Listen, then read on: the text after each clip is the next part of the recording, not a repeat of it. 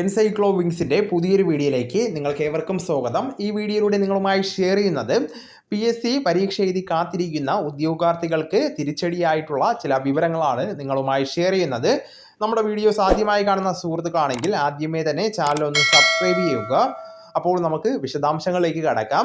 Rank പട്ടികയിൽ ആയിരക്കണക്കിന് ഉദ്യോഗാർത്ഥികൾ കാത്തു നിൽക്കെ 2 മെഡിക്കൽ കോളേജുകളിലെ സൂപ്പർ സ്പെഷ്യാലിറ്റി ബ്ലോക്കുകൾ പ്രവർത്തിപ്പിക്കുന്നതിന് വേണ്ടി ജീവനക്കാരെ പുറം കരാർ വഴി നിയമിക്കുന്നതിന് വേണ്ടി ഉത്തരവിട്ടിരിക്കുകയാണ് ആരോഗ്യവകുപ്പ്.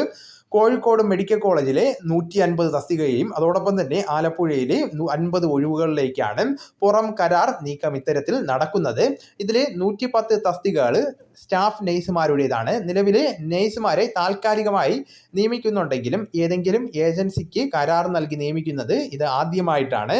സ്റ്റാഫ് നഴ്സ് ഗ്രേഡ് 2 റാങ്ക് പട്ടിക നിലവിലിരിക്കെ ഈ പുറം കരാർ ഉത്തരവ് കൂടുതൽ വ്യാപകമായിട്ട് താൽക്കാലിക ജീവനക്കാരെ നിയമിക്കുവാനുള്ള സർക്കാർ നീക്കത്തിന്റെ മുന്നോടിയായിട്ടെന്നാണ് സൂചനകൾ ലഭിക്കുന്നത്.